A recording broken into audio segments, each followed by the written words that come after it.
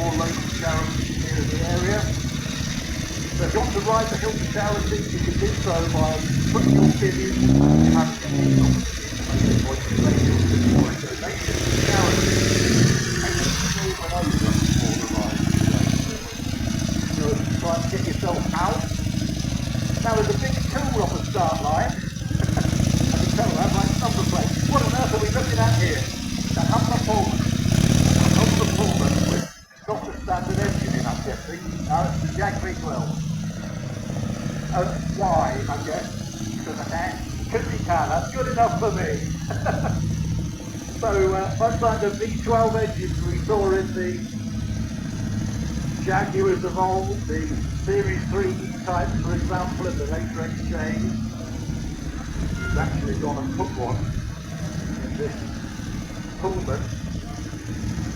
Very low slung at the back. You'll notice there is some vegetation hanging out of his exhaust pipe.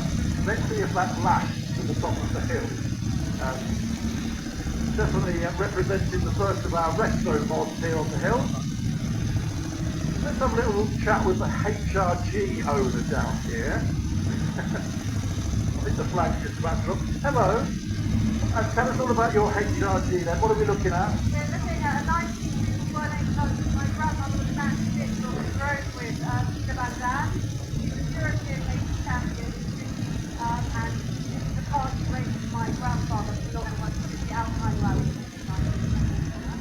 Fantastic. And it's an amazing period, wasn't it? The sort of 50s and 60s for female drivers in motorsport. They were fabulous.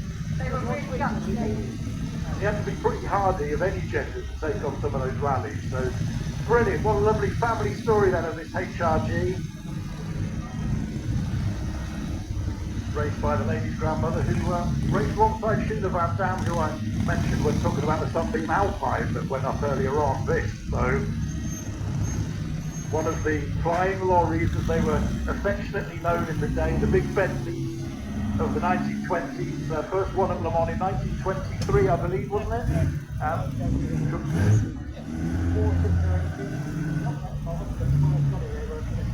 And I think over-engineered was the way that W.O. Bentley went about things, it's fair to say, isn't it? Well, the fact that